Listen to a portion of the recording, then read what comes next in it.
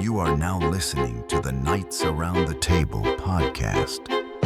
Today's episode is brought to you by the Ferris Seat, the only recliner made specifically for back row believers with front row opinions.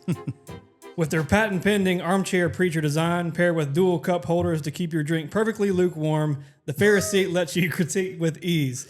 Whether you're condemning the youth group or adding unsolicited commentary on the live stream feed, the Ferris Seat keeps you morally elevated and spiritually reclined. Why stand up boldly for your beliefs when you could be casually sitting down in judgment? Call right now to reserve yours today. The Ferris Seat, not a sponsor. Yep. There we go. Not a sponsor. That's a good one. The Ferris Seat. I was hoping to get at least a little grin out of Jonathan today. But let's see. Every week He's in his Ferris seat over there. I enjoyed the judgment. puns. Oh, man. Well, welcome back. This is, where are we at? Episode 7? This is episode 7. And today we're going to dive into the conversation about life balance. And what does that look like? You know, around this table, we are all fathers, we're all husbands.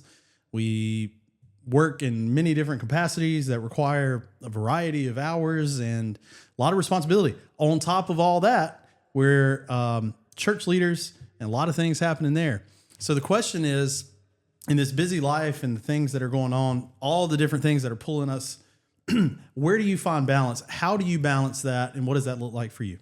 Well, first of all, I kind of want to juxtapose the difference between Jonathan and I guess, work in, I don't know what you call it, not ministry. Yeah, okay. The secular. I like that. Secular world. So, our normal week was, Monday through Friday, and then we have the weekend, and then opposite of you have the weekend heavy, and then I don't know how your week looks, but I would love to dive that. I would love to dive, though, in the differences and what a work heavy week looks like for you and for us. But, and I guess balancing both of those, but. Yeah. So then how for you guys, especially working in the fields that you're both in, and Evan, for our listeners, is a civil engineer. Jonathan runs a clearing and grading company. And so there's a lot of similarities there on the both having to do with construction. But how do you find balance? How do you stay healthy, in your life? Well, we all have, even though we do different jobs, we have a similar perspective because I own my business and there's no fallback. You pretty much own yours. You are a partner in it. I don't know the details, but I know you pretty much are. Well, hopefully soon. Yeah, not officially, but hopefully soon. Okay. Yeah. Well, whatever. You're equally, same situation there. And Zack is pretty much in charge of the church. I believe your dad, Pastor Gene, is not executive pastor. He's the senior pastor. Senior pastor. And you're I'm the executive pastor. But from what I see at the board meeting and everything, you pretty much the day-to-day, the handle ministries, the majority of the so you're running the church, so to speak, and or the day-to-day operations. So coming from that perspective, we don't really have, when something goes wrong, there's no one to blame. And even if it's not our fault, it doesn't matter because the success or failure of it depends on what we do. And it doesn't matter if someone comes in off the street and does something that causes us to fail. It doesn't matter. We failed. Whereas if you're, an employee, someone punches a 9 to 5, again, nothing wrong with that. There's great people doing this stuff. It's if something goes wrong, it's not your fault. Someone else, it's the higher up boss. Your check should be there regardless. Right. And if the job goes sideways, whatever you may be doing, again, if as long as you're doing what you signed up to do, your job's pretty safe for the most part. Now, there are some exceptions there, but you have some leeway there, whereas we don't really have that. Right. There's no backup plan. So that's kind of where I was saying, when you say you want to know his perspective, what he does, his workload may differ from ours, but from what he's looking at and what he has to have accomplished at the end of the day and his consequences, they're going to be similar. Yeah. So we don't have a lot of differences in that aspect, is what I was thinking. Okay. Now, from there, I would like to know your daily routine and how you, because I've seen it from the, outside, and then a little bit as I became a board member, I see no one really sees what goes on in the church Monday through Friday or Monday through Saturday, really.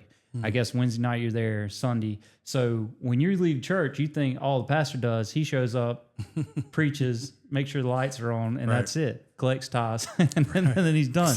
Well, when you go into the board meetings and you see not only the list of stuff he has to do, but then all the problems that he presents that have reared their head during that month, because we meet monthly, and then he has to basically give his how he plans to attack dealing with all these issues. Yeah. The issues are nobody wants to have to deal. That's a special person to be doing that's that. why I was wanting to hear it, because it wasn't meant as a dig or anything. No, it was meant more like, sure. you know, I guess if I was dropped in your world or you were dropped in my world, like it's going to be a similar routine. You know what I mean? Throughout the week. And I imagine the routine is significantly different. Yeah, it is. Well, and for the pastors, a lot of, like you said, most people see the pastors on Sundays, Wednesdays when the church doors are open and they're preaching. But that's just a fraction. I mean, just the surface of what it looks like to be a pastor. It's so much more than just preaching.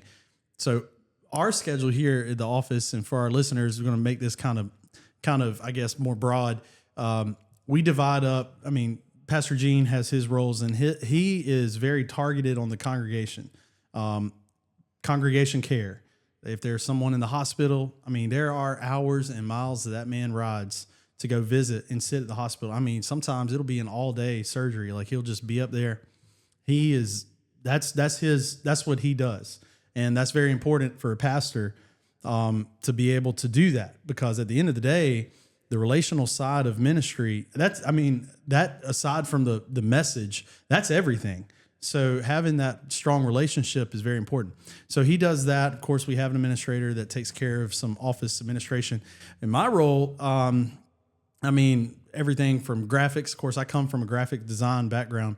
But overseeing ministry, and the thing is, the pastors sometimes have their name on a sign. They're the ones that up in the pulpit, but there's a lot of leaders that make ministry happen. And that's kind of my role, is working in a leadership position that I am essentially walking beside leaders as we collectively minister to this community, to our church family. And that role is a very, very broad role. So I guess to answer more of your question, it is a unique position, a unique job, because whereas a secular job, you may have weekends off. I was just about to say, like, I've heard it said that sometimes there is no days off. Man, in a lot of ways. Now, with all that being said, this is a podcast on balance. You got to find balance, and that's very important. And I mentioned in the last podcast, in my story, whenever we were going through marriage counseling, we were being counseled from the perspective of a pastor, because I was already in the youth pastor role for a year. And the guy was like, our bishop that was counseling us said, if you allow it, church will destroy your marriage. And it kind of set me back a little bit, because I never really considered church to be destructive. I've always seen it as a good thing. What he was saying, that what the church does, he wasn't saying that the church is bad in itself. What he's saying is the needs of the people, the demands of the ministry, the responsibilities can get so heavy and so much. You have to find that balance. You have to take time with your family. You have a small window with your children. There will always be church needs. Yeah. There will always be church problems. You have a small window with your child and in their life. Make sure that you are balancing that. Do not neglect your wife to go, overextend for a church member. So it's not that you neglect the church member. It's just you have to know, you have to find balance and allow God to show you how to, put all the eggs in the basket. Yeah, I guess. And I guess to even go down that rabbit hole further, as far as the balance part, we kind of have to think about why we work in the first place. Like, why? What's the purpose of work? Even from the beginning, like, why did God ordain us or command us to work? And tend the garden. Yeah. Because if I thought about this throughout this week about the work-life balance, and in our modern day, I think as technology advances, as we get more privileges to do certain things, I think work and life, start drifting farther and farther apart. Like we have our work life and then our life. You know, we leave the project on our desk and we're like, all right, I'm going back to my life now. But back in the Bible times, for example, they had work is life. Like you have to, in order to sleep, you got to make your own tent. You got to make your own shelter. In order to get food, you got to go find it. Yeah. So I guess what I'm trying to say is they had to learn to merge the two. And how do we make the best of working while living, or vice versa, living while working? And how do we manage doing that without, living every day in and out and being like, man, this stinks. Like this is going to ruin me, because I feel like even in the privileged time I get to live in, I'm thinking, man, I'm getting ruined by this thing. But why do we work? I guess is the question. Yeah. What's the purpose of our work?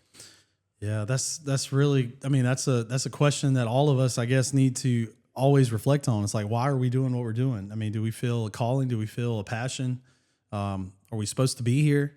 Yeah. And that's definitely a reflective question. I do know that but obviously as you merge the two, sort of like you said, that was really interesting that the Bible, they obviously, there was an element to earning a living that you could do. You see that in the Bible, is different people had different secular jobs. A lot of the disciples were fishermen and tax collectors and all these physicians, all these jobs similar to what we have today. But it's like you said, work maybe for some may seem like an outfit we put on. Like, okay, I'm going to work, and then it's like, okay, I'm taking this off. Yeah. And now I'm dad. But what happens when those two merge each other?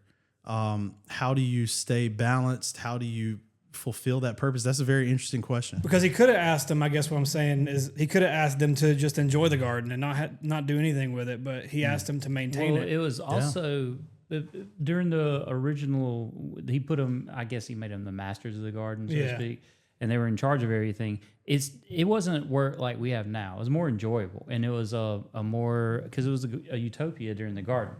It was not what work is until they left the garden. When he said, you will work by the sweat of your brow. Yeah. That's when work became work.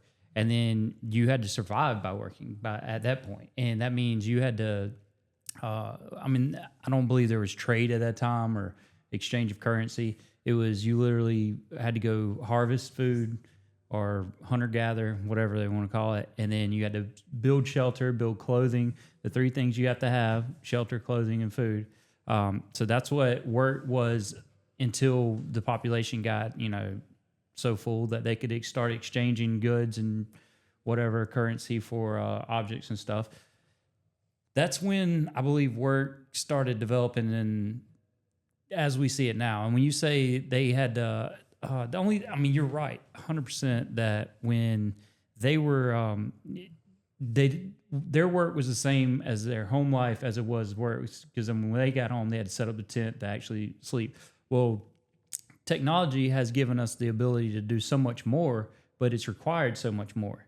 If everybody in the world had to live like they did back then, there wouldn't be enough food, there wouldn't be enough shelter. You'd have to kill everything to have food, clothing, or shelter.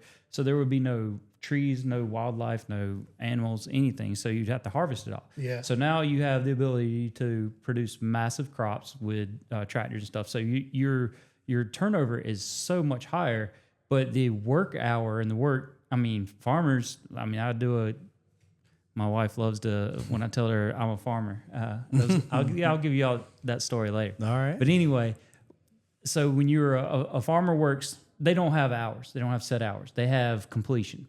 Task completed, next task. And same with the majority of people that work, the 9 to 5, that's the worker ants, I guess, the worker bees. The people in charge of that, you look at our president, Donald Trump or Elon Musk, these people, they have no hours. They're constantly working. So it's not like they ever cut it off. They just go from one task to the next. Yeah. It's probably how it was back then, but they didn't have to, their goal wasn't, I need to achieve this much to trade with this guy or do this. It was, I need to get this tent set I need to survive. Yeah. And then, exactly. Right. So it was a little different in that aspect, but then at the same time, you go to home or you go to work all day You come home, you got to do your dishes. We were talking about you had to cut your grass. So you still have chores and stuff to do. You're not setting a tent up, but then you got to clean your house. Yeah. You got to change filters in your air conditioning and stuff like that. So there's still maintenance and stuff that you have to do that is similar to what they did. It might not be, as excruciatingly. I mean, you're putting up a tent or whatever they had to do. It was a little more strenuous, I guess, but it's very similar, and it has changed through technology. But the amount of work that you're having to, or the amount of production you have to produce, is far greater now. So you can still look at them how they did it. Like the Israelites were given. If you go through and read all the not holidays, what would they call, like the festivals and stuff? They were given crazy amounts of days off. I mean, we as Americans would, you'd be fired instantly. You've taken that many days off. So you can get a lot of direction on how to manage your workload and your life, and how to direct your focus by taking time off and focusing on your family enough, by looking at all those days. What were those days for? Why did they need them? And how did they recoup when they used them? Instead of focusing on work or stressing about the next thing, they actually relaxed. Or that's what the design was. So there's a lot of, guidance there. Well, I like what you said, though, about basically the work was meant to be there and was designed to be there from the beginning, but it just got harder. Like after the fall, the work that we were supposed to be doing, just the labor increased, and the amount of, I guess, stress put on you. Difficulty right? of the difficulty it, yeah, because and of the consequences of not doing it. Right. And kind of like you were saying earlier about, you take a version of yourself off when you leave for work, and you put it back on when you get back home. I guess what I'm trying to say is work was never intended to be that way, as far as like, I'm going to go to work and just get through all this stuff I have to get through, and then get home and finally enjoy life. Right. I think that's important to note when talking about the work-life balance, because a lot of times, even I am guilty of that. I go to work, I'm like, all right, I'm ready to see my family again. I'm ready to see my wife again. I'm ready to be home, but there's a purpose in our work. And what's interesting is, for our listeners that don't know, y'all may not know either. I know you don't, but Jonathan may not. But I've been really interested in learning Hebrew lately, and I find it interesting that the word they use for work is avodah, and it actually means worship as well. They use the same word for worship and work. And so I kind of bring that full circle, I guess, when it comes to work-life balances, because in our lives, we're supposed to be enjoying life through our work and or our worship, right? Right. And so, but obviously that's a real churchy answer, because when you ask practically, like, what does a work-life balance look like, or why do we work? A common answer would be, well, I got to provide for my family, like we talked about. I've got to survive. I've got to make sure they have things that I didn't have as a kid. Right. They have to have be able to experience life more than I did. You know what I mean? Like we work hard to play hard, I guess. Right. And that's the way a lot of the world thinks, but it's more. It can be more than that. Definitely. And we obviously know that in the Bible, rest and balance is very important, even to God. Yeah. On the days of creation, on that last day there, that He rested, and we see that that even today, I mean, He has there's a commandment, to honor the Sabbath, keep it holy, and we use that day as our rest, the Sabbath. One of the question is, okay, if you're a pastor, how do you rest on a Sabbath? That's maybe the most busy day. I mean, we're up there busting it. Like, I mean, that's the day we get here early. We here at 6 o'clock in the morning, sometimes getting the lights on, making sure everything's ready. How do you find rest? So I think in some respect, that word rest does not necessarily mean taking a nap, if that makes sense. You can rest in the Lord in a way that where essentially your sole thought is not on task-oriented things like, I got to do this, I got to do that. Your sole thought on the day of worship is God.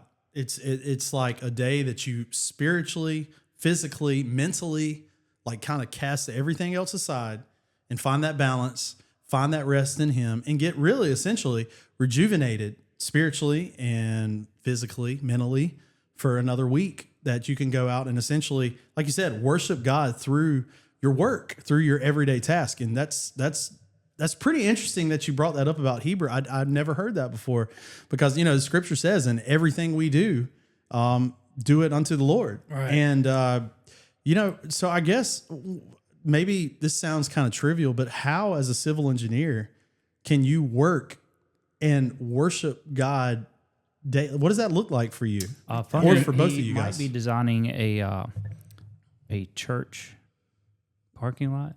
Oh, Yeah, we're doing some stuff right now, but it's funny because you're asking the $1 million question, because it's an answer I struggle with every day. But I'm constantly reminded by my wife and others that know where I work. So I work for a firm that is pretty open about our faith. Like we're not hiding anything. I mean, it's called Fulfilled Engineering. So so we try to implement work and values into our work that aligns with our faith, and then we also treat our clients with the same respect and same dignity that we would want to be treated.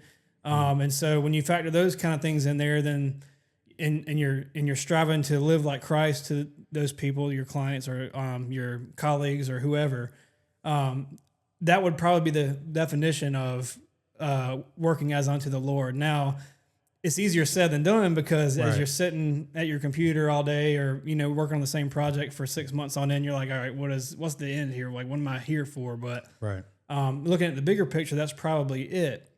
So, but you talked about the Sabbath and rest, and I found that interesting too, because I guess for us in the secular world, like naturally ours is Sunday, right? Right. I guess you have the careers are like nurses or doctors or whatever that may change, but for me it's Sunday. So I guess with you or with ministers, like, do you have a set day that you like? I guess take a Sabbath day and just. Or you still kind of treat it as Sunday too? You're able to kind of incorporate work and worship in the same day. Yeah, for us, it is good to have a day.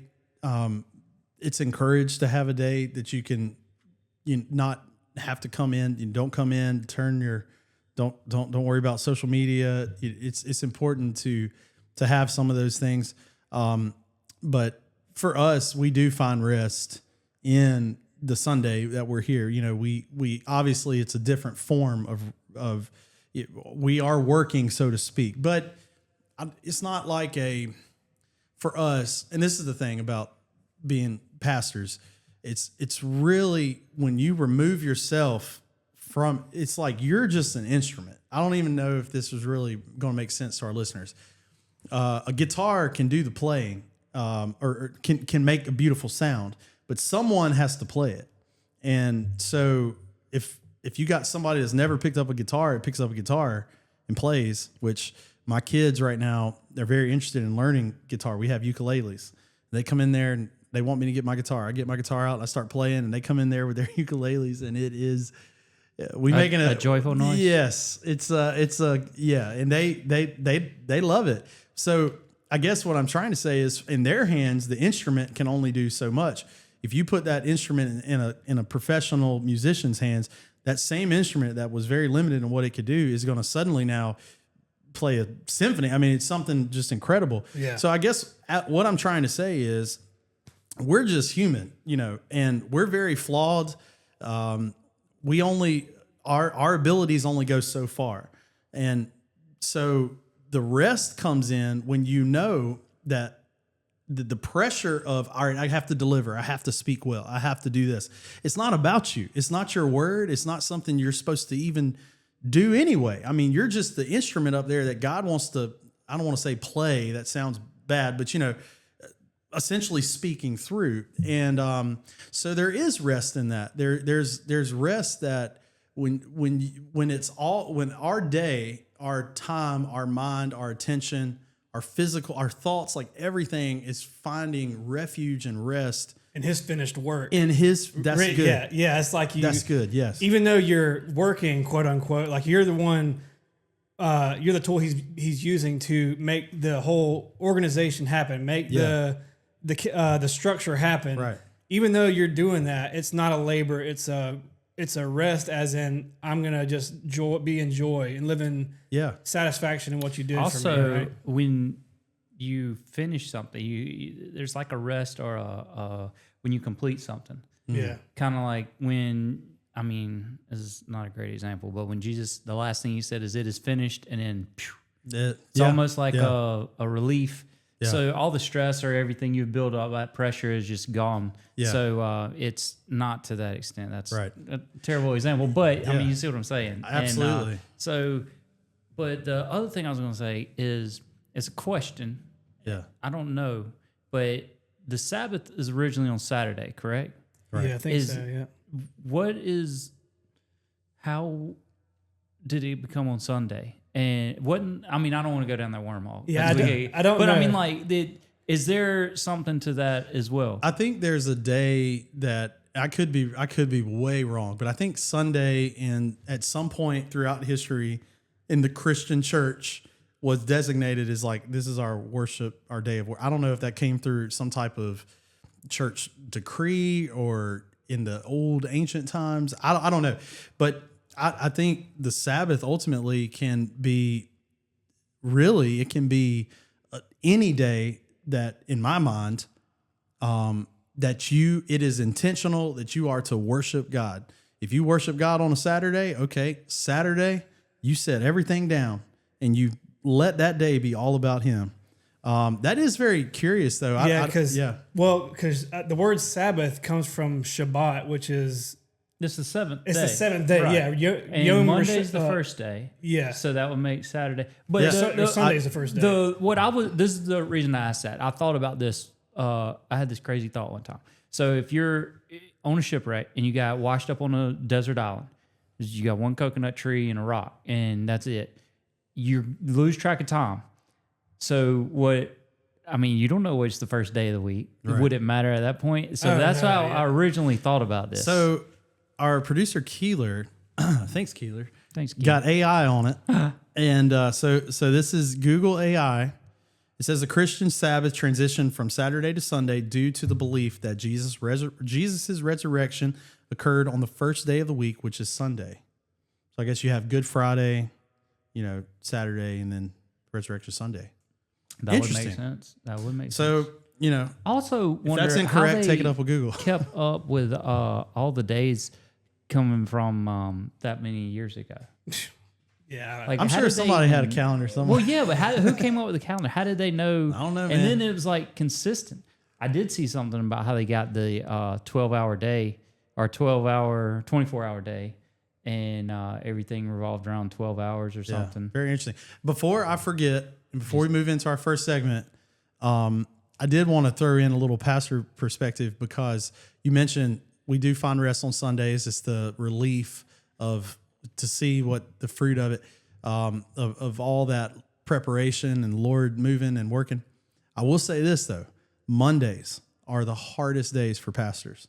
That's the days that typically, you let your guard down and you're coming in off of a rest, off of that kind of relief.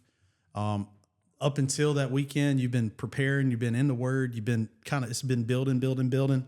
Mondays are the days where you have to be on your guard the most. It's almost like the day where you literally let your guard down, and you have to know that attacks are coming. It never fails, man. The drama. The phones start ringing on Monday. Well, that is oddly similar to my job. Mondays are the worst. And I love Mondays. That's when our family all gets together and eats. So it's like actually one of my favorite parts of the week. It kind of helps break that. It does. But for us, it just an interesting little nugget. Mondays are rough for rest, y'all too. right? Rest does not mean you put your defenses down. I don't. You get lazy. You get slack. It's rest and getting slack and weak in areas. That's two different things. So rest, but with in the confidence and in the safety net of the Lord and the Holy Spirit there. So it was very interesting. All right. Segment number 1, silly stories with the boys. Jonathan, you said that you had something about you could say- farming. Yeah, Farming. tell I us. want to I hear forgot about it. All right, it's not that great of a story. However, it is a reference that we always farmed a little bit coming up. I mean, we weren't National Farmers or some huge farm organization, but we farmed. We had, I think 100, 200 acres that we would lease fields around here, grow corn, whatever we get. We even had combines, tractors. Well, when I met my wife, I told her I was didn't I tell you I was a farmer? Yes, I told her I was a farmer, and she has never let that go. I'm a farmer, and that's what she always. And Oh, dang. did I say that? Last episode, we talked a little bit about lying a little. No, he is ordained. He's a soldier for the Lord. Ordained in the army of the Lord. Anyway, she doesn't believe we farmed, and I told her we did, and she doesn't believe it. And we, it was but you don't need to know mission success, though, you got the girl. mission success. Well, despite being a farmer, that had nothing to do. She was hook, line, sinker long before the farming came about. Yeah. You ever seen the Love at First Sight? She loved me at first sight. Oh, if Keeler had a microphone right now, I'd love to hear her answer on that. She's about to. She would confirm. She's nodding, shaking, saying stuff back there. Well, the silly story. Do you have a silly story? You have something that comes to mind? I feel like you have a plethora of stories that you just haven't unlocked yet. Well, I'm trying to think of one that's relevant. You can get off the beaten Oh, they path. don't have to be relevant. Yeah. I wasn't prepared. Yeah. I like the story that you had when you came over and you woke up on the ground. On my dirt bike? Yeah. Weren't you resting that day? That was a Sunday too. That was I'd made episode one of the episodes we had Jonathan's story, and as all our listeners know, if you've been doing your homework and following along with us, Jonathan was an incredible motocross racer, and I'm easy on the incredible. Hey. He was the guy that everybody wanted to be like and try to pass. He was the standard. So if you could beat Jonathan, you're doing it In South Congaree. And in our little tribe, in our little circle, Our tribe, I was head honcho. So I was part of that tribe. I had dirt bikes. I grew up on them, but I had one big problem. I didn't have talent, but I had gumption, son. You had heart. I had heart, and nothing scared me in the sense I wasn't afraid to push. Problem was I would push myself beyond what I could do. And we went through this little phase. We all had these big bikes, and then we sold them, and then all of us became dads, and all of us got married, and then we all somebody bought a little dirt bike, a little pit bike. So then everybody bought these little dirt bikes. Well, then everybody started putting bigger engines in these things, because you can't get outdone. And so we all riding these little things that will run as fast as big bikes. Jonathan had this track out there at his house, and it was on a Sunday. And I would always, we always know on Sundays after lunch, about 2-3, you could go get your bike, and there'd be about 15 people sitting out there on the track riding, and just hang out, have fun, ride. Well, on this particular Sunday, I loaded up. Kristen, we just had Mason. So the baby, Mason and Kristen were in there taking a nap. Makes it so and I was worse. like, I think I'm gonna go down to the track and ride with the boys. And she's like, okay, well, we're just gonna lay here. She's like, don't hurt yourself. And I was like, I won't, ain't no problem. Well, I get out there and nobody's out there. Which is very odd. It's very odd. Very odd. It's very unusual. And I'm like, well, I done got all my stuff on. Like, I done loaded myself up. I'm gonna get out there and I'm gonna let it rip. And so I'm riding around. Well, I noticed this has been the first time that I had made it over there since Jonathan had reconstructed, and he had this. Well, huge, that happened all the time. Yeah. So Every 2 weeks it would be a different track. So yeah, have a different rhythm section or something.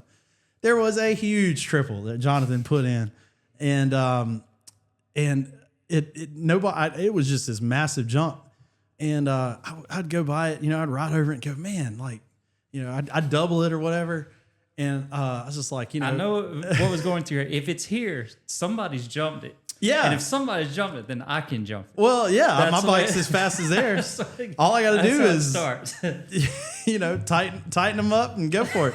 And so I was going around, and I told myself mentally, if I come around this turn that leads into it, and I feel like I've got a good enough run, I'm going for it. And keep in mind, there ain't nobody out there. And I come Him and around. Jesus. I needed a lot of it because I come around that corner and I'm like, I feel good, man. I got this thing. And I mean, instead of downshifting, I caught fourth, wide open, wah, wah, like that. And I got about right at the peak. Realize you made a mistake. Yeah. I can calculate. It's like, this ain't gonna. Yeah, I was computing. It's like, this ain't gonna work. And I should have caught fifth or something. I don't know what I should have done. And I come down, I cased it so hard. My front tire went into the face of the landing ramp, went over the bars. The bike landed on me. And the next thing I know, I wake up. When I wake up, my helmet is down where you look at him. John is getting a kick out of this because he knows he's been there, but also, well, this is coming later. The where you look out of your helmet is down here like this. So I'm looking into where my top of my head is, and I taste blood, and I noticed, I was like, I think I passed out. Like, I think I got knocked out because when you fall and you wreck, there's dust, there's the bike's going to cut off, and like there's just that I've wrecked plenty of times. When I woke up, it was settled. It was quiet. there was a absence in the timeline. Yeah. I was like, I think I just passed out. That's the first time I ever been knocked out, and I was bleeding. My eye was all swollen because my goggles caught my eye. Anyway, so I limped home. And Chris was like, I told you not to get hurt. And I had to go to a church event that night. And I'm standing there with this big old plum on my eye. And Jonathan was there. And he's like, what in the world? I was like, I went for the triple. He's like, you did what? He's like, nobody's hit that before. Oh, what gear were you in? Right, that's what, not to do that. So I was trying to keep up with the big boys. I've also been in races where I've fallen so hard and I get back up and I don't know if I'm bleeding or peeing on myself. I'm doing one or the other. Warm and tingle. Warm sensation. I'm like, man, this isn't good. So there is a lesson to find balance, not to be over aggressive, to be a little wise. I didn't have that balance. I was trying to be Mr. Tough Guy, I guess. Anyway, so. I guess that's one of the better stories. That was a good one. Well, talking about that balance, so I mean, I know up to this point, like, not that the advice has been necessarily pie in the sky, but as far as like getting into the mundane, the nitty gritty, like everyday work life balance, one of the things, candidly, that my wife and I have talked about and have gotten in, I don't want to say arguments, but have it's been conflict. There's been conflict at times. Is okay. You're working too much, and you're not, coming home. You're not dedicating that time or whatever. But I feel like I want to get y'all's perspective on this because I feel like as a man, like there's almost like a difference in thinking because we were the first ones tasked to tend the garden, to manage the garden, and as a man, I feel like we feel responsible. We feel the weight of, if my family doesn't succeed, if they don't do well, if they don't flourish, then that's on me. That burden's on me. And so 100%. And so there's almost a balance of, yes, I need to work as unto the Lord in my work hours. And then sometimes a little extra to make sure that everybody's happy. Like the tribe's happy. Yeah. But then, sometimes that turns into, like you're working too much. So then at least I feel the weight of like, then I stay at home and it's like, well, we never do anything. It's like, well, I got to work in order to do the things. And so I'm curious to know if y'all ever kind of like have thought about that or if that's been like a weight that y'all carry. Because it feels to me that that's a weight that I carry. 100%. I feel I'm very, it might be a flaw. I don't know, but I feel so much burden to be the provider, to be the protector. And that there is some balance there, but obviously, we do get like so fixated on that, on we have to provide, we have to do this, we have to do that. I do think communication between a husband and a wife is very important. And every area, especially in finding balance, because you may see and think that you're on a path and you're doing your job and everything's just fine. And meanwhile, your wife may be feeling or seeing something or have a different perspective. If that is not communicated, there could be conflict, as you mentioned, strife. There could be tension. It builds up, and the whole time the man's like, what's going on? I think everything's fine. Everything from my seat's fine. So talking about it, having a safe place, like allow your home to be like the place where you can talk, but most importantly, that you listen. Because like if a wife comes to you and says like, I need you better listen to that. Like I need something. You can't just always, and now that goes with the grain of, you got to take a little bit in a grain of salt, because there are things that you can't help, but finding that balance and allowing your wife, to help bring that balance through open communication both ways, will help. And I think part of that is probably, because I guess one of the main things they say sometimes is, if you love me, you would spend more time with me, or you'd be here for me more. Whereas I think, at least in men's minds, like we work because we love you. Like I'm working to provide for you. And that's how, I guess, an act of service, right? Or, for sure. Showing you that I love you in that way. But I mean, again, I'm not talking about neglect, because that's obviously neglect is wrong, but working hard so that you can be the person that God's called you to be, and still maintaining the balance and the love that your wife requires and needs. There's a lot of that, but you got to also look at men and women. They're different physically, mentally, all that. Their makeup's different, but there's also different personality characteristics between each individual, not just genders, but some genders or some men in general, or what's the right term? Not alpha male, but they're a little more submissive. Yeah, not even submissive. I don't know what the right term is, but they're not as like, your whole thing is I'm going to provide, I'm going to do it, and financially protective. Whereas theirs might be like, I'm going to be with you on a, what do you always tell me? Be present. Like, I'm going to be present with you for just being with you socially. And so there's little stuff like that. And I can't look at it like she wants me to, because that's not my makeup. I'm not emotional. I'm not, touchy feely. And to me, when I'm sitting on the couch and I don't like look at her, I'm not doing anything. I'm just sitting over here minding my own business or whatever, thinking I'm not, devaluing her or not loving her. It's just my whole mind isn't just like about this thing right here or whatever. And where she wants that, she wants to have, look at me, talk to me.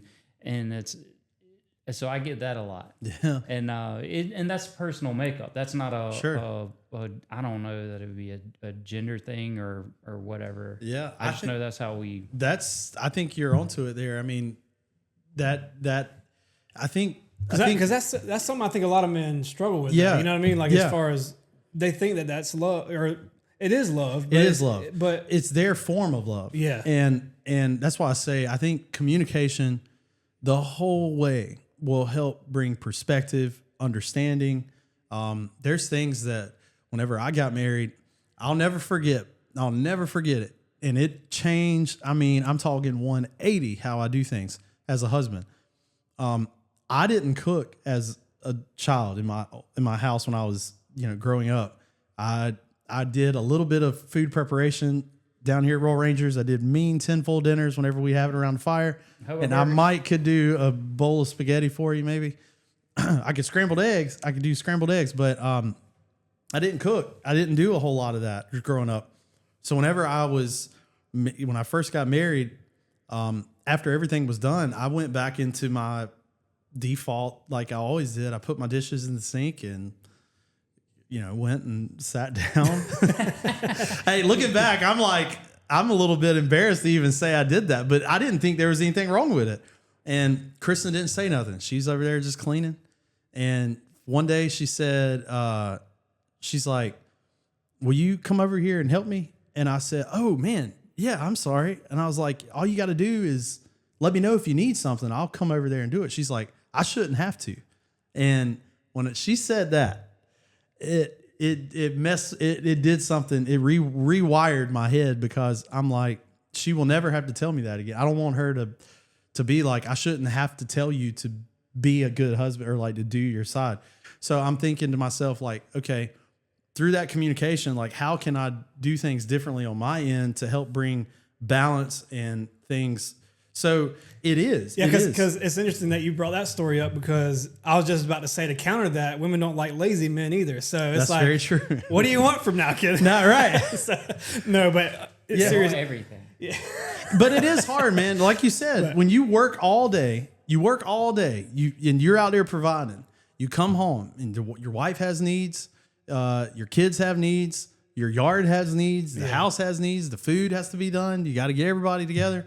And women have a similar feeling on it all too. It just, life and work can feel overwhelming, and I feel like it is very important to have that balance, to have that rest, to have that communication. Where if you start to run off somewhere or start to deviate, and there's some loose ends that you can shore up, get them loose ends fixed. Don't let that thing fester or get out there out of control before it's addressed. Like, go on and just have constant, frequent, open communication. So it keeps that balance, keeps that nice, life in the house. Do you know how Paul said it's better not to be married than to be married? Yeah. And I mean, I couldn't disagree with Paul more. However, I love being married because I love my babies and I love my wife. But do you think that would be easier to manage all that? Because like you said, you're at work, and the whole time you're at work, because you're managing everything. And people, they don't come to you with like, "Hey, I finished." Yeah. They come to you with problems to solve. Yeah. So nonstop all day long. That's all it is. Whether it's the guy you're working for, the guy under you, the guy under him, somebody coming down the street who you've affected them negatively, it's nonstop. Yeah. And then you get home, and then your kids, and then your wife, and they come to you, same thing. They need something. And it's, I mean, you're right. It's a lot of just, no matter what you're doing, you're needed, and to solve this or fix this or do this. Which, in the moment, it feels like such annoyance and a burden. And it's like, and I think, going back to the workers' worship thing, man, that's got to be a big part of it. Because if you can't find joy in, I guess, the journey, then, it's not worth it, really. Yeah. So you have to be able to know why God gave us that, and really count your blessings and find joy in that. Because, man, if you work and you're not doing for any purpose, then what are you here for? Yeah. Have you ever done something that, like, just an activity or something that just clears your mind, and not clears your mind, like reboots you, but you are so focused on it and so just, everything else is tuned out. You can't possibly think of anything else. Have y'all ever done anything like that? Yes. That's, for me, that was riding. Yeah. So when you did that, like, I rode street bikes and motorcycles. We did motorcycle group and been on trips, horseback ride and stuff. No matter what I've ever done, it's like driving a car. You'll be driving, and the next thing you know, it's almost like just a second nature that you're driving, but you're totally tuned out, thinking on something else. You might miss your exit, but you're still in the in between the lines, flowing traffic, whatever, not being anything dangerous. But riding, you couldn't think about anything. There was no, I'm not doing my taxes in my head. I'm not thinking about, where I'm supposed to be at 8 o'clock. All you're focused on is, what you're doing at that moment. So I understand what you're saying when you say, like, kind of take some time to yourself. And that's kind of what I think about when I do that, or when you say that. But at the same time, when you're at church and you're, doing praise and worship, or you're down at the altar, you also have that same, nothing else is on your mind. Right. So that's sort of, so those who aren't. That's part of that rest. Yeah. It's you definitely get a rest from the stress and everything else that's just, always eating at you. Absolutely. Absolutely. This whole conversation is very important for just men in general, husbands, fathers, to kind of put things in perspective. We get so fixed on task and responsibilities and pressure, and we got to get things done. And as men, I mean, that's our programming. I mean, we're going to make sure that we get it done. Well, and you know, with that, like, we come home and sometimes we work all day and we expect to be served, you know, when we get home. And I guess that may be part of the whole like washing the dishes thing or whatever. But the part of the work is being worship is that we are serving. Like we are constantly serving. Like we have to keep the mindset. We constantly have to humble ourselves, constantly have to keep that in perspective. Right. So, right. And I would highly encourage everyone listening, you know, to really make that home life a place that you find rest with your family and with your wife. The stress. I have a picture of a lighthouse at the end of our hallway. I took it when I was in San Jose, California, actually right outside of San Jose, California, riding the coastal #1 highway. I ran across this lighthouse. It was beautiful. I was out there. Kristen was in class for the hospital, and I was just in my rental car riding. I ran up on this thing. I was just taking pictures of everything. But that spoke to me a lot because, and I put it at the end of the hallway, and every day when I come in and I'm walking down to our room, I see the lighthouse because I want our house, I want that space to be a safe place. I want it to be like our lighthouse. That things can get crazy out in the world. Work can go crazy. You know, jobs come and go. Money comes and goes. Positions and prestiges come and go. But it's like when we step into that house, we're one. We're together. It's us. We're safe. And we strengthen each other. I strengthen my wife. My wife strengthens me. Together, we strengthen our kids. And shoot, man, even our kids strengthen us. I mean, when they're at the grandparents after about 3 days of not having kids, I'm like, I want to hear their conversations. I want to hear their stories again. I miss them. So I'm saying that house is a safe place, and I would encourage all of us as men to create that safe place through communication, ultimately through the Lord and through a life in Him. And if you can kind of put everything in the right order, we'll find that balance and that rest that is can be so hard to find. Amen. Yeah. Well then, anything else on that before we go into segment number 2? Okay, here we go. Our producer Keeler's trying to tell us the wives. Okay, the wives. Oh, sneak preview. Is that what you're trying to say? Okay. Yeah, okay, here we go. I got you. Okay, yeah. So she's telling us. We're so excited. This is a teaser for our listeners. We will have a all wives only edition of the Nights Around the Table podcast. But it will not be on YouTube. It will be on YouTube. And they will probably be able to share. They will also discuss this and life, and you'll hear their perspective. So it's going to be very good. They'll also correct a lot of our wrong stories and bad behaviors. So they'll get the record straight. All right. Well, without further ado, we are very excited for segment number 2, and this one's going to be a new one, right? A new one, yeah. We're calling it Law or Nah.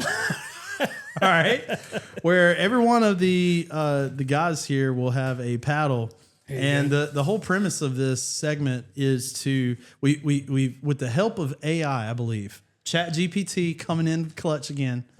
We have in this basket real laws in the Bible and fake laws in the Bible. And fake laws not in the Bible. Fake. Okay. Yeah. Okay. Yes. Thank you. Fake laws that are not in the Bible, but maybe sound like they are. So it's going to be this is kind of difficult. We're going to have to see if we know if these are laws or nah, they're not in the Bible. Okay. So law or nah, here we go. Question number 1. You must build a fence around your roof. Fence around your roof. You must build a fence around your roof. That sounds like a not quite ready AI on the subject. For the sake of conversation, you must build a fence around your roof. I've never heard that. I don't think because the laws were written with Moses. In Moses, they were still living in tents. Tents don't have roofs. I see what you're going there. You're saying nah. I'm trying to use Yeah, I'm gonna say nah. I'm gonna use nah. I feel like this could be a setup though. Okay, the answer. Oh, she taped them together. The answer, law. It is a law. What? It is not nah. Okay, Deuteronomy 22:8. To prevent someone from falling, an early safety code. Okay, so they're talking about like the 22:8. clay. OSHA. They had Moses. He was the first OSHA, I guess. Moshe. Anyway. Moshe. Nice. But I guess they're talking about like the clay and the dirt houses because they all had flat roofs. So I mean, if you're Well, they let the man through the roof. Yeah. Did he have to jump the fence? Yeah. Well, that's very interesting. I hadn't heard that one. Huh. So there it is. Deuteronomy. What was it for any fact checkers? Deuteronomy 22:8. So there you go. All right. I'm glad we live in the New Testament. Law or null, number 2. To thine own self be true.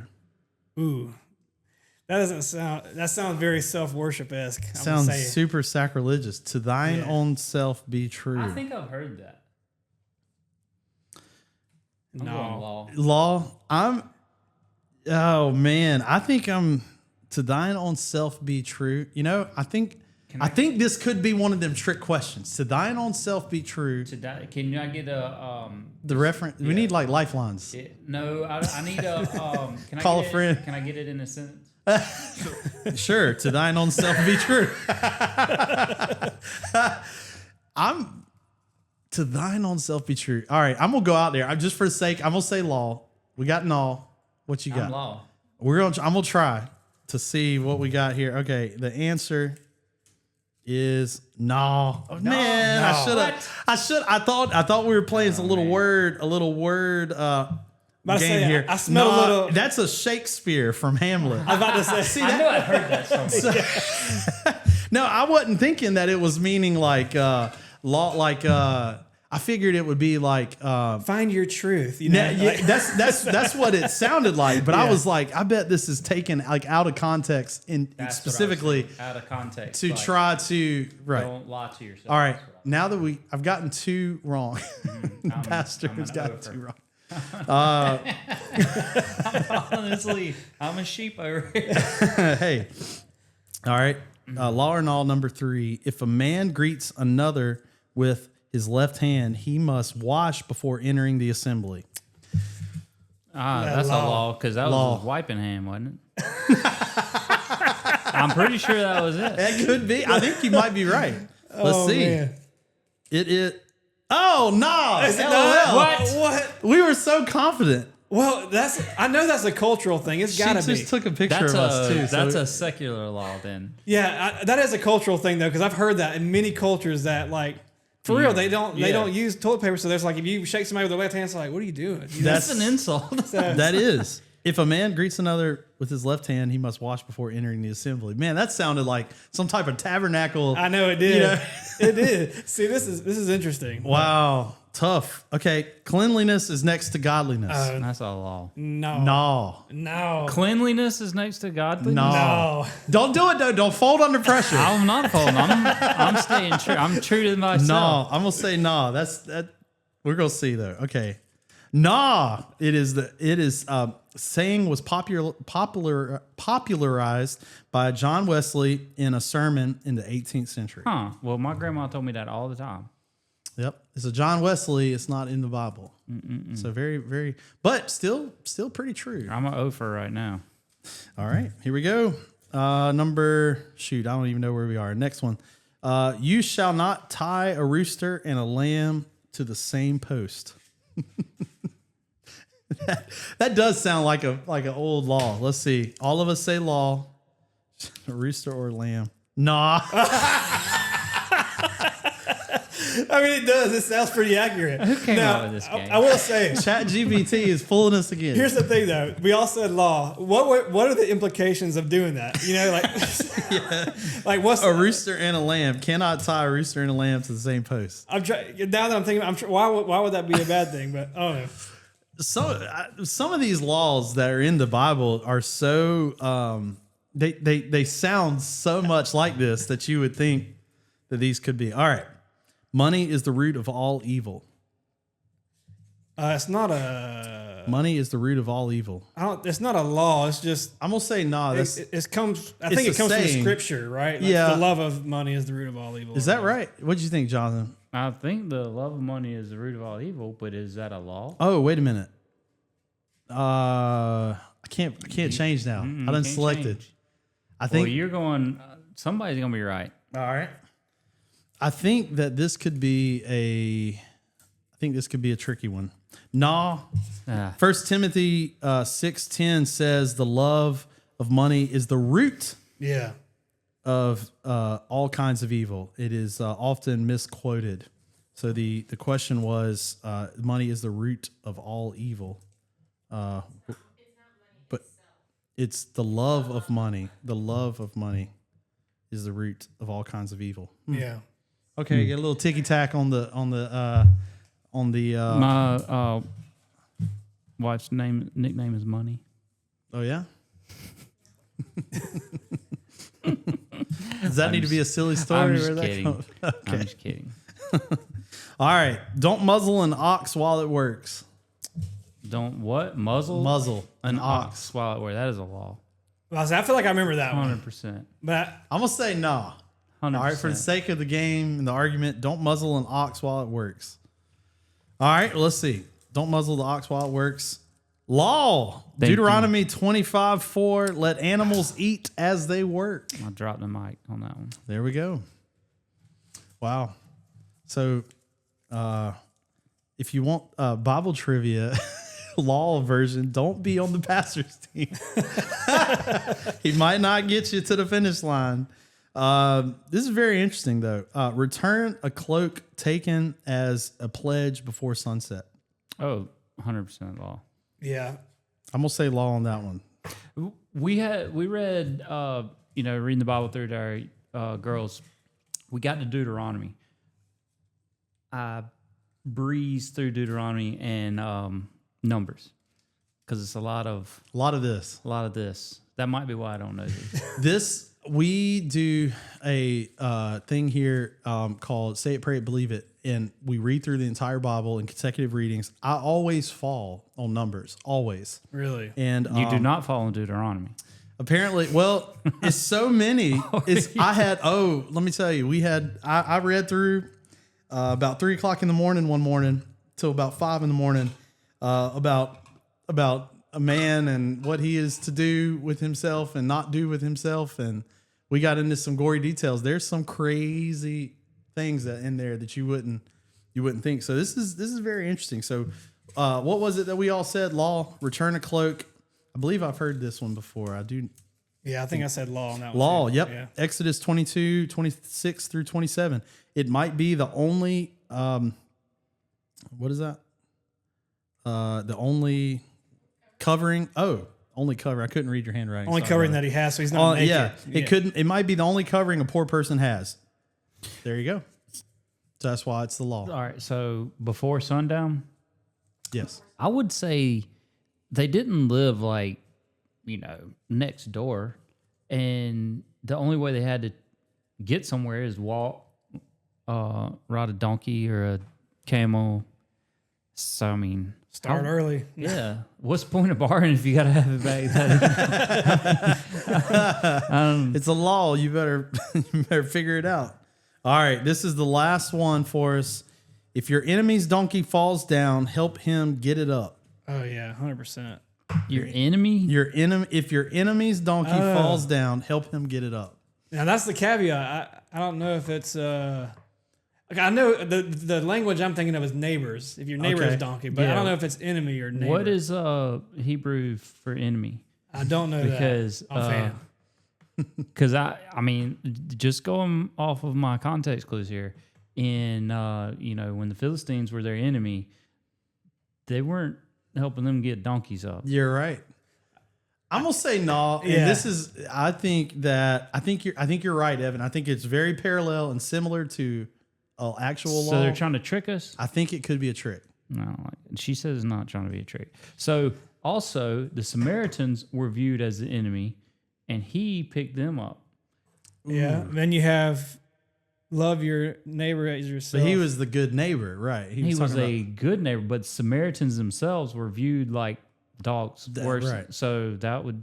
But another thing is Jesus said, love your neighbor, even the pagans or whatever do that, but love your enemy, right? Like that's Is that second Evan? second heaven.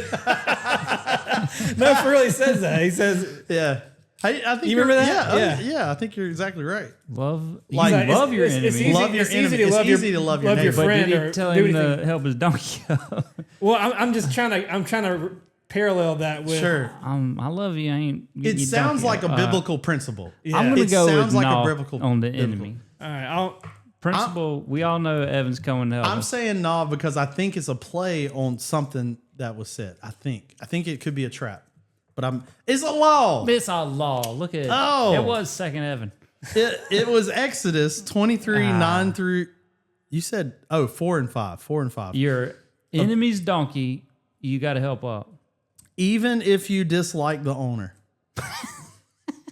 What if he's trying to kill you? Because enemy, it's a law. he very much. You better help him up and get that coat back to the guy before it gets dark. And build a fence around your roof. Man, there's some crazy ones. Well, that was fun. I enjoyed that. That was very interesting. It taught us a little something.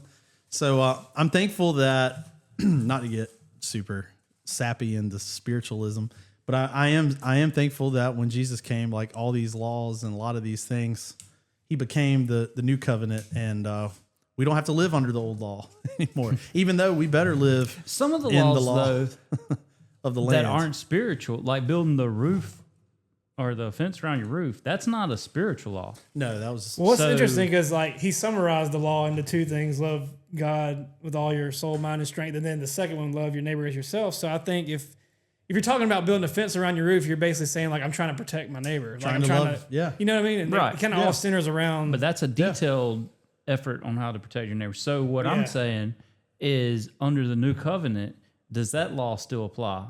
Because that law is not necessarily spiritual. well, this could be a whole nother podcast too, because you got like civic law, you got ceremonial law, and you got common law. Is that the other one? Common law. Yeah. So it's we'll have to talk about that in another podcast. That's a probably, good but- idea. Yeah, it's but we do know that that in it all that Jesus ultimately became the new covenant and kind of separated us from having to live according to our own devices. You know, he made a way for us to find salvation, and he paid the price. He did all the work Do himself. you think it would be better to live with those laws than with a king?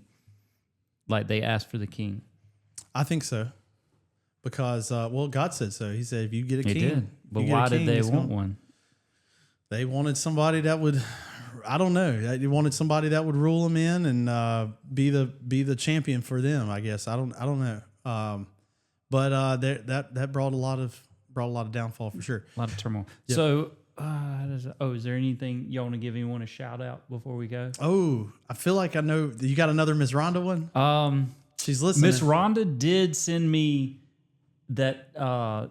She texted me the song she sent you. She said, "I sent you." Yep. Here, I'll read it. She says, she texted me the other night. And this segment is called "What Did Miss Rhonda Text Jonathan?" Yesterday at 6:25 p.m. No, that's when I responded back to her. She said yesterday at 10:49 a.m. She said, "This is the song I sent to Zack that he was talking about in the podcast." And it was "She Just Wants to Dance." And I said, "Miss Rhonda, did you go to Woodstock?" What'd she say? And no response. Oh, no response. Well, for all the listeners and Miss Rhonda, this has been a lot of fun. We've had a lot of good conversation, and we do encourage our listeners and each other to find balance, to find a healthy life. Whether that's finding time with your family, finding time to get away, finding rest with the Lord, whatever that looks like for you. Ultimately, allow God to bring that balance and allow your family to come around you and help with that balance. Yeah, and remember why we do what we do. Yeah. You know? Yeah, for sure. For sure. Well, that was a fun one today, and thanks so much for tuning in. We do hope that you check us out in the upcoming episodes. We're going to have some good ones. I think the wives are coming in. That's going to be a lot of fun. But until next time, stay sharp. We will see you.